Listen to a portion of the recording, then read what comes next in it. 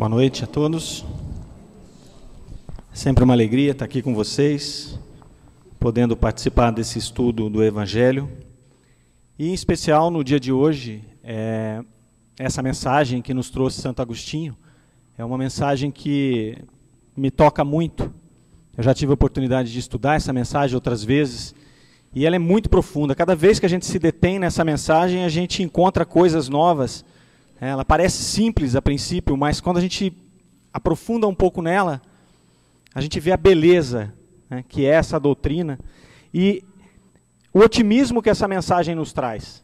Essa é uma mensagem extremamente otimista, porque ela fala do progresso, né, ela nos dá esperança, ela nos mostra que Deus está no leme, né, que haja o que houver, é Deus nos conduzindo.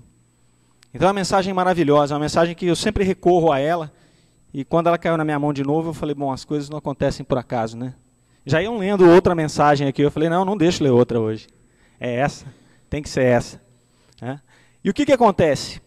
Ele começa falando para nós a respeito do progresso, que o progresso é uma lei da natureza. Né? E todos os seres da criação estão submetidos a essa lei pela vontade de Deus.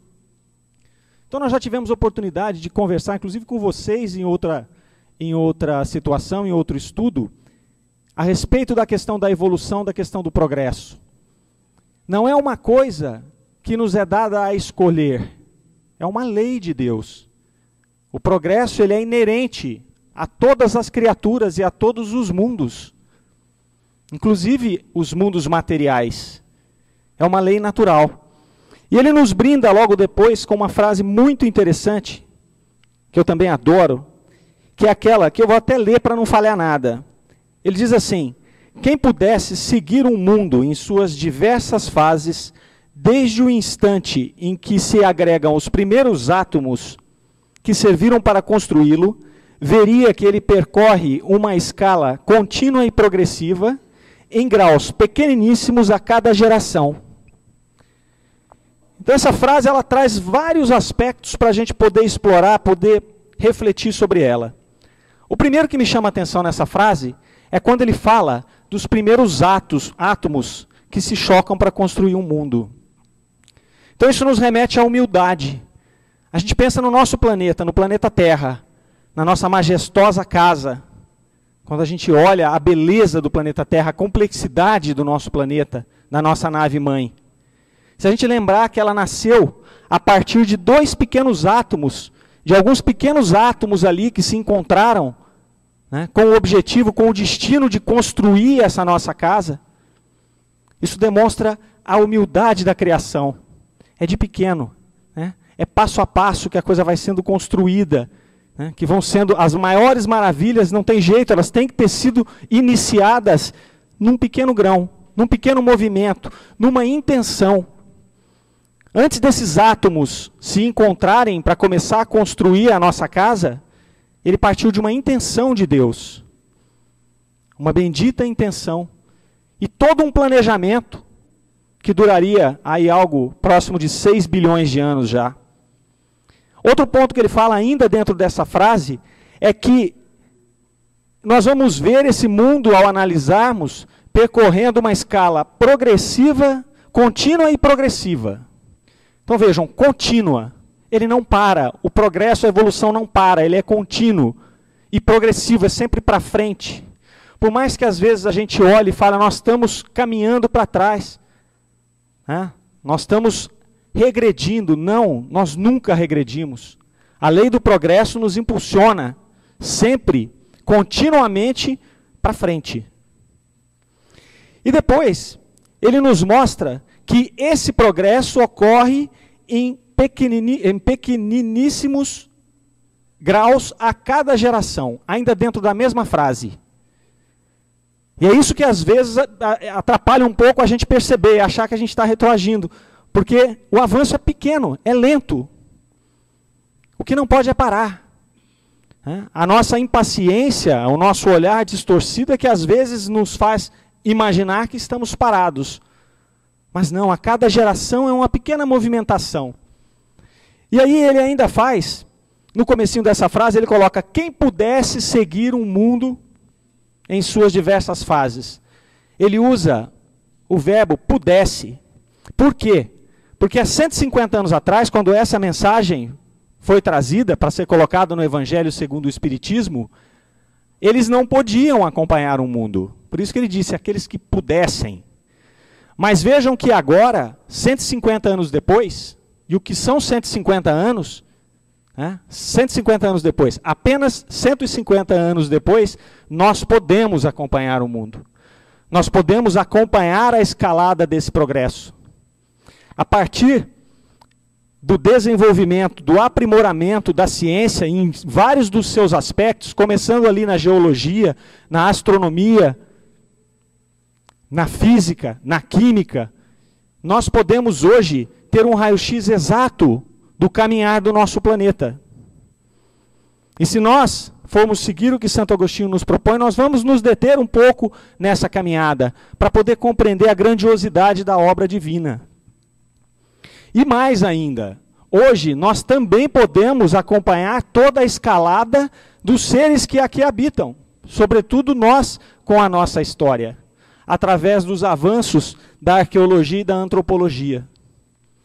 Então esse pudessem, quem pudesse, não existe mais. Hoje nós podemos, apenas 150 anos depois. E nós vamos, para começar o nosso estudo, fazer uma pequena passagem, uma pequena fotografia a longa distância, só para a gente sintonizar um pouco dessa jornada. Então, se voltarmos aí 6 bilhões de anos atrás, nós vamos ver que a Terra, naquele momento, era uma imensa massa de gases incandescentes, envolvendo um núcleo mais denso de matéria. Milhões de anos depois, essa massa começa a esfriar, e essas matérias começam a se movimentar. As matérias mais densas, mais pesadas, começam a formar um núcleo, e os materiais mais leves começam a ficar para fora, formando a crosta terrestre. Milhões de anos depois, através da atração do Sol, começa o achatamento dos polos. E com esse achatamento dos polos, surgem inúmeras erupções vulcânicas e chuvas torrenciais que começam a formar os oceanos. Essas chuvas começam a lavar aquelas montanhas através daquelas erupções, naquele calor intenso, sem condição de vida ainda, e começa a trazer os minerais para aquela água, formando os oceanos. Aquela água quente, salinizada, ela começa a formar o que Emmanuel nos diz, que é uma sopa primordial. É o ambiente ideal para a criação da vida. E nesse momento, Emmanuel também coloca que, segundo o planejamento divino, é endereçado para a Terra todo aquele conjunto de princípios espirituais que iriam dar vida ao nosso planeta. E aí, passados 3 bilhões de anos, por volta de 4 bilhões de anos atrás, surge o primeiro organismo unicelular no nosso planeta. 1 bilhão de anos depois, surge o primeiro organismo multicelular. Depois, há 500 milhões de anos atrás, surgem os primeiros peixes. 200 milhões de anos depois, portanto, há 300 milhões de anos atrás, os primeiros répteis. 230 milhões de anos atrás, surgem os dinossauros. 200 milhões de anos atrás, surgem os mamíferos. 30 milhões de anos depois do surgimento dos dinossauros. E algum período entre 1 a 4 bilhões de anos, de 1 a 4 milhões de anos, surge o gênero Homo, ao qual nós pertencemos. 1 a 4 milhões de anos. E aí começa a nossa história no planeta.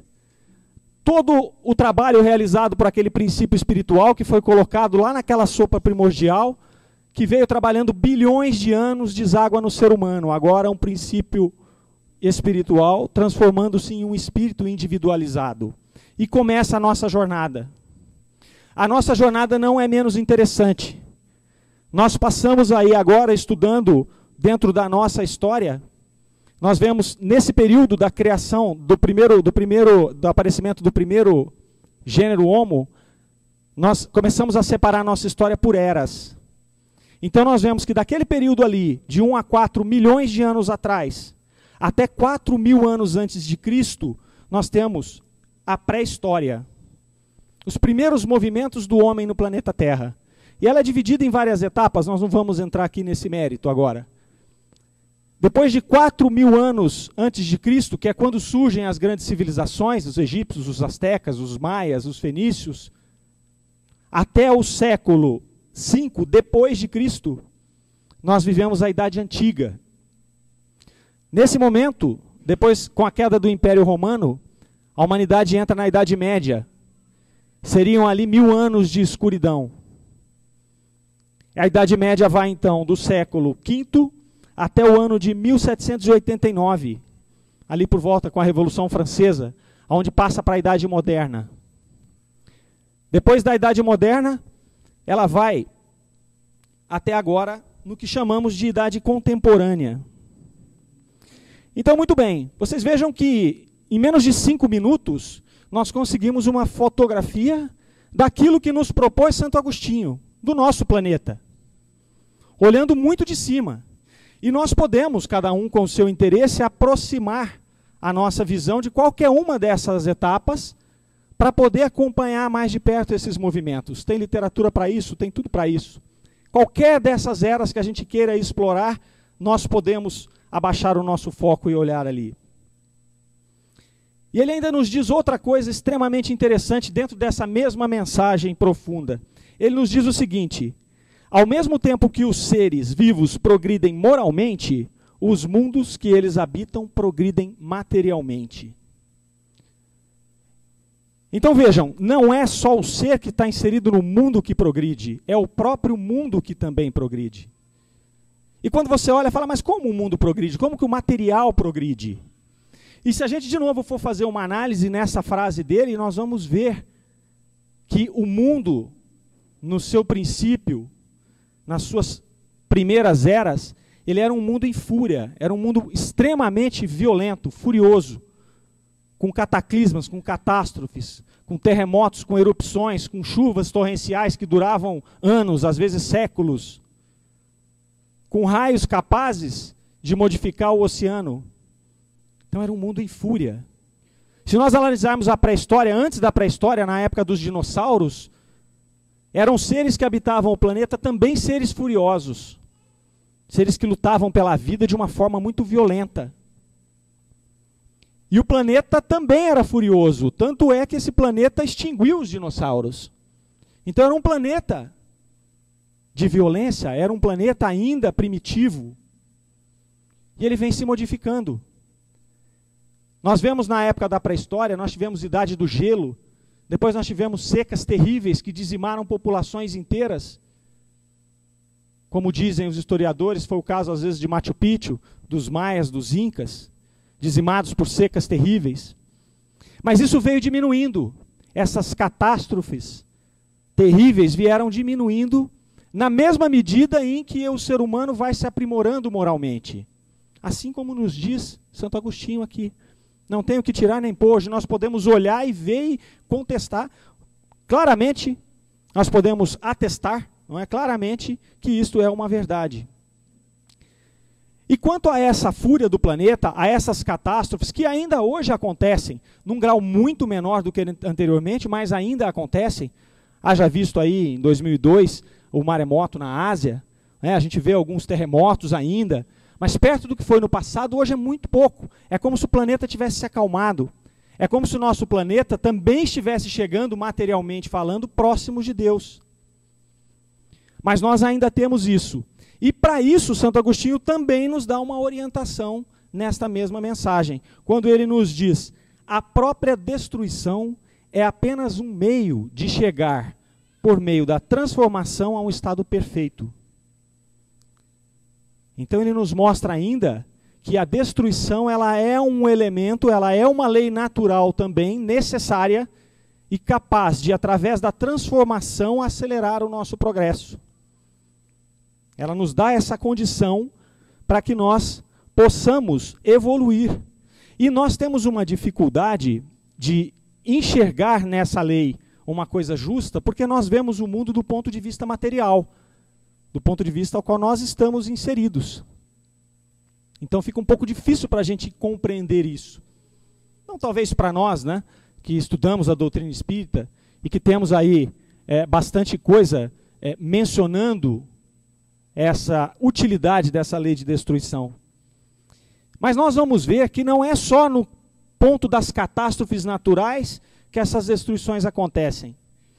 Em 1911, o economista Joseph Schumpeter, na sua obra Teoria do Desenvolvimento Econômico, ele traz uma tese chamada destruição criadora.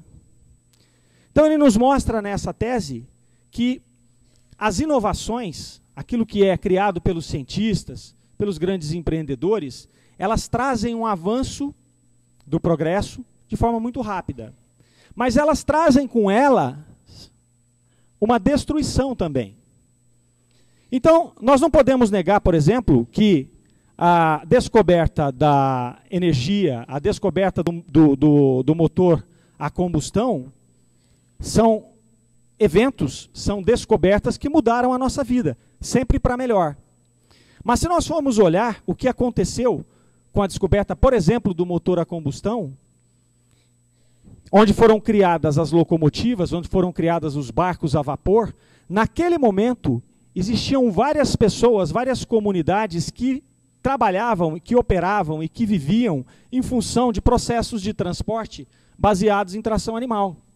Carruagens, diligências, barcos à vela.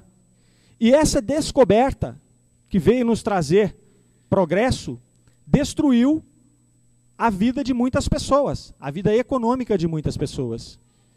Então a isso ele denominou destruição criadora, como um fator necessário para a evolução da humanidade. É óbvio que se nós estivermos do lado das diligências, criando o cavalo, nós não vamos gostar dessa história. Mas ela é necessária. Se nós trouxermos para os dias de hoje, nós vamos ver, por exemplo, essas máquinas colhedoras que nós temos hoje aqui. Seja colhedora de cana ou colhedora de café que está no nosso universo aqui, próximos de nós. Cada máquina dessa tirou o trabalho de 100 pessoas no campo. Então, no primeiro momento, a gente olha e se choca, né? Fala, poxa vida, mas são 100 pessoas trabalhando, são 100 famílias que dependiam daquilo. Parece ruim. Aí, se a gente vai olhar com um pouquinho mais de cautela, a gente vai perceber que aquele trabalho é desumano. Não é um trabalho que cabe mais para um ser humano, ou que deveria caber para um ser humano no mundo de hoje. No mundo que está se transformando num mundo de regeneração. É óbvio que nesta mudança existem famílias que muitas vezes vão passar apertadas, né? Às vezes vão perder a sua única fonte, e vão precisar da ajuda dos outros, vão precisar de criatividade para poder encontrar uma nova saída. E sempre encontram, sempre encontram. Mas o que acontece é que a próxima geração, ela já não vai mais ter que se submeter a esse tipo de trabalho. Então ela vai buscar uma nova forma de trabalhar. Uma forma mais humana de trabalhar. Se vocês, todo mundo já deve ter visto um cortador de cana trabalhando. Aquilo realmente é um trabalho muito árduo, muito difícil, muito desgastante. É um trabalho que encurta a vida de uma pessoa. Se a pessoa cortar cana há 20 anos, ela perde 10 de vida. Um ambiente hostil. Apanha de café, trabalhando ali no meio de cobras, de muitas coisas. É um serviço importante, né, que foi a base da nossa cultura no passado, mas que agora ele precisa de outras alternativas. Então essa é a destruição criadora. Ela nasce, ela brota do lado do velho, né, e quando o velho começa a perder força, ela aparece, causa a grande transformação e nos leva para um outro patamar. Hoje nós não podemos nos imaginar sem telefone, sem carro, sem televisão. Tudo isso causou problema quando chegou. Sem internet, né? Falar que vai tirar a internet hoje, a molecada entra em choque, né, no primeiro minuto. E essa destruição criadora, ela nos traz oportunidades. É um instrumento de Deus que nos dá oportunidade. Primeiro, a oportunidade de exercer a nossa inteligência, de utilizar a nossa inteligência. Depois, de testar a nossa paciência e a nossa resignação perante os desígnios de Deus. Quando nós nos vemos diante de uma destruição, seja essa de uma perda, ou seja de uma perda qualquer, como o caso de um terremoto, como o caso de uma perda qualquer, Isso testa a nossa paciência, a nossa resignação. Porque é muito fácil a gente falar de resignação quando está tudo bem. É tudo fácil a gente falar, não, seja feita a vossa vontade quando está tudo bem. Quando as coisas começam a ir mal, aí vem os testes. E aí que a gente é forçado a se transformar. E além dessa paciência, dessa resignação, é nesse momento que aflora também o amor, o desapego, o auxílio aos nossos irmãos menos favorecidos. E a nossa evolução moral nesse ponto é tão grande, tão visível, que também nós já falamos aqui em outra oportunidade, dando um exemplo do maremoto de 2002, na Ásia, quando as pessoas tiveram que pedir para os voluntários pararem de se apresentar, porque não tinha mais jeito de ninguém ajudar. Então essas coisas a gente vai mudando, e essas coisas vão nos testando, e a gente vai percebendo que o planeta de fato está se transformando. Nós estamos de fato num processo de regeneração. E Santo Agostinho nos diz isso na sua última frase ali, que a Terra está em transformação. Muitas vezes a gente vê o mundo de regeneração lá na frente, como uma coisa distante de nós. Ele nos disse aqui 150 anos atrás, está. E estava então, porque faz 150 anos. Então nós estamos no meio do processo. Então nós temos hoje um planeta mais calmo. Nós temos hoje um planeta onde moralmente nós evoluímos muito. Basta olhar essa fotografia com um pouco mais de detalhe que nós vamos ver isso. E outra coisa interessante que a gente precisa observar, que as pequenas atitudes é que fazem as grandes transformações. Pequenas atitudes do nosso dia a dia. Vamos pensar em dois exemplos aqui, exemplos grandiosos até. Se nós voltarmos aí aproximadamente 4.000 anos antes de Cristo, lá no Egito, nós vamos encontrar aquele povo construindo a pirâmide de Quéops. Então estima-se ali, naquele momento, que foram necessários alguma coisa entre 50 a 100 mil homens para construir aquela pirâmide, transportando blocos de mais de 2 toneladas, de distâncias que eram 400, 500 quilômetros, e que eles tenham levado, estima-se que eles tenham levado entre 30 a 50 anos para construir aquela pirâmide. A obra é tão fenomenal, tão fora de contexto, que rende tantos estudos, porque essa obra, ela foi a obra mais alta que o ser humano construiu até 1311. Ela foi construída 2.500 anos antes de Cristo, e até 1311 ela era a obra mais alta que existia. Ela tinha 146 metros de altura. Ela perdeu naquele ano de 1311 para a construção da Catedral de Lincoln, na Inglaterra. Essa catedral viria a ser destruída posteriormente numa guerra, e só teríamos outra construção maior em 1889, quando construíram a Torre Eiffel. E não dá para comparar a dificuldade de construir a Torre Eiffel com a dificuldade de construir a pirâmide de Quéops, em nenhum aspecto. Não é? Então vejam a grandeza disso. Vamos olhar outro fato também espetacular, para depois fazermos um comparativo.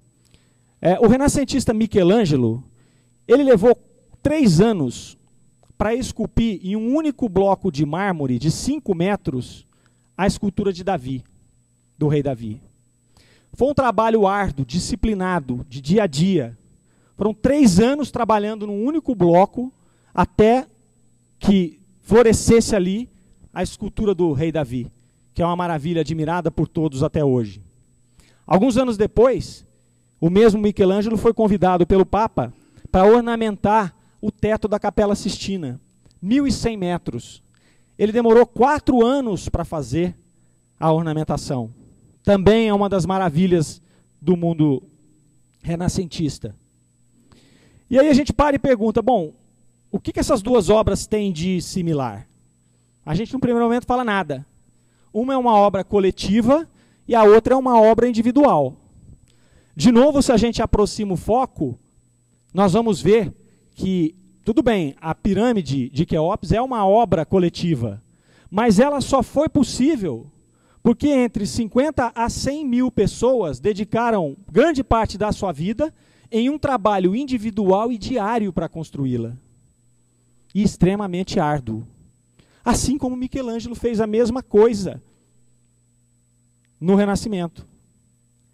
A diferença está em que um era um artista extremamente talentoso e os outros, muitos deles, eram escravos, forçados a fazer aquele trabalho.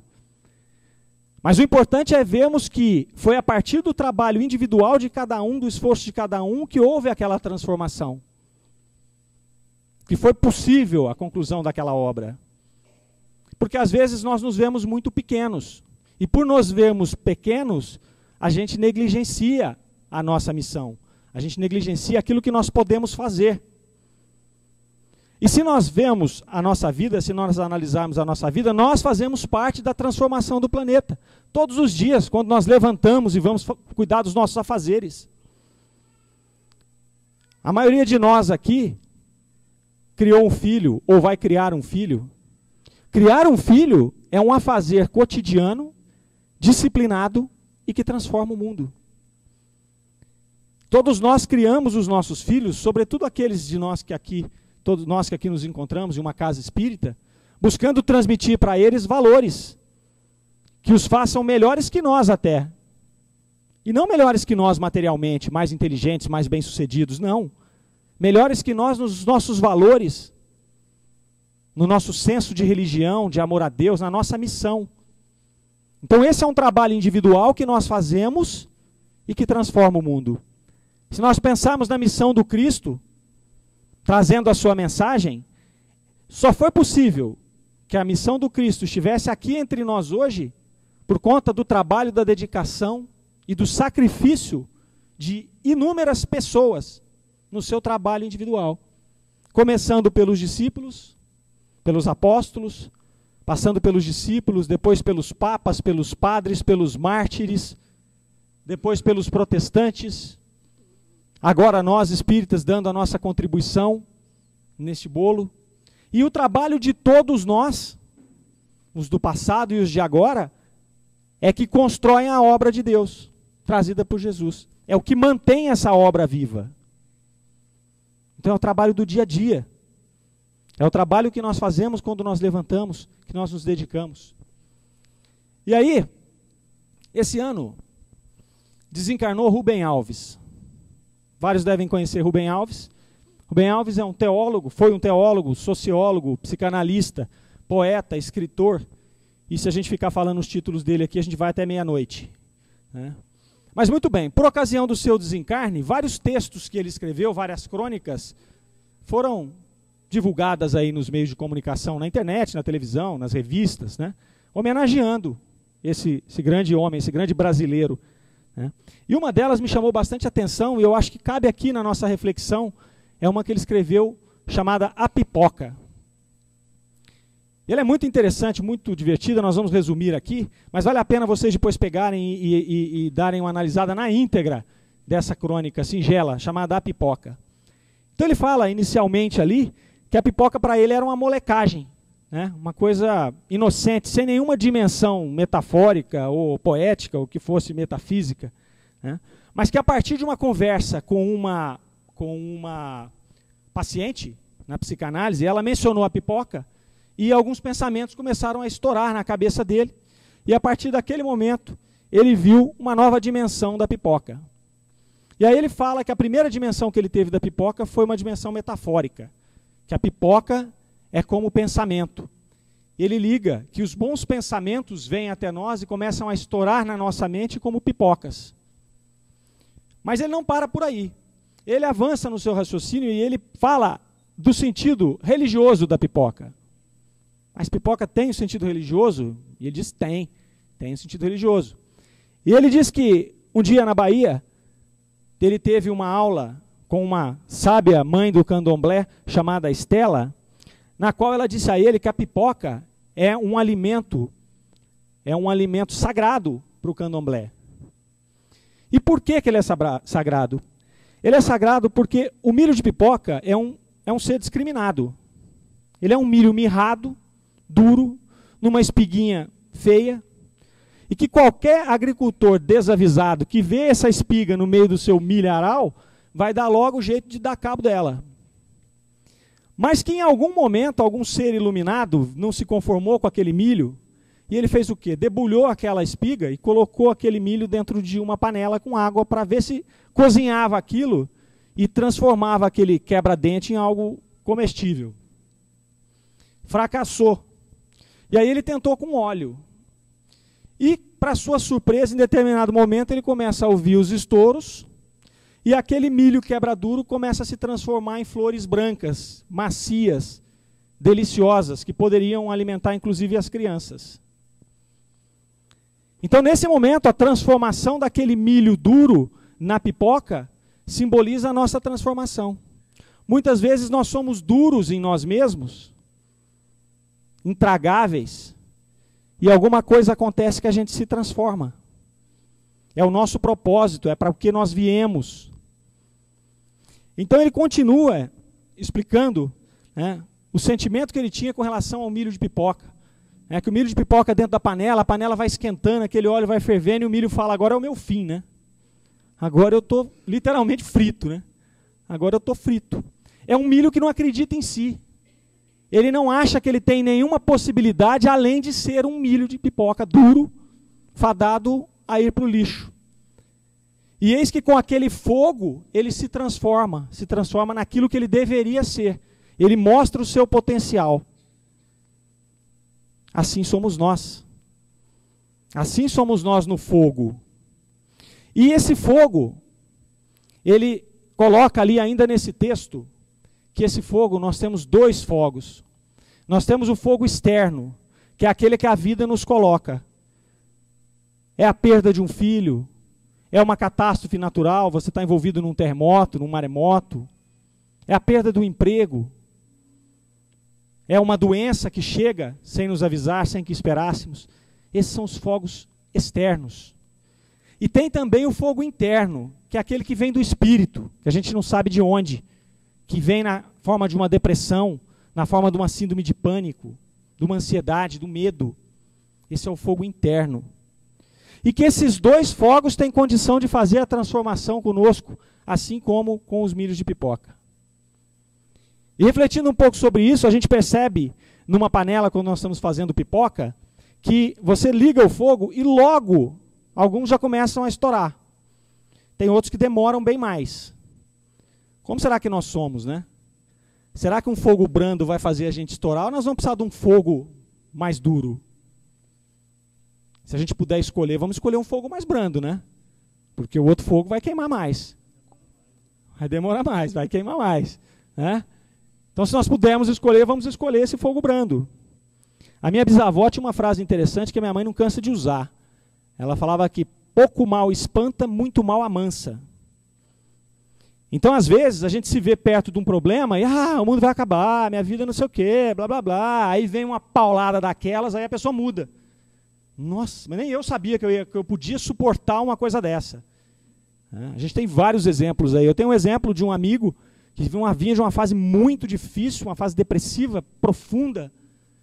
E eu acompanhava aquela fase dele e, viajando, me avisaram que a mãe dele tinha morrido. Olha, a mãe dele morreu. Eu falei, agora acabou. Agora ele arrebenta. Agora não tem mais jeito. Na segunda-feira ele estava trabalhando. Eu falei, o que aconteceu?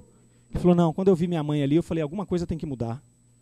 Eu não posso continuar do jeito que eu estou. Então aquela paulada, aquele fogo mais forte fez com que ele mudasse. Fez com que ele se transformasse naquele momento. Mas ainda tem um outro elemento no meio dessa história, do Rubem Alves.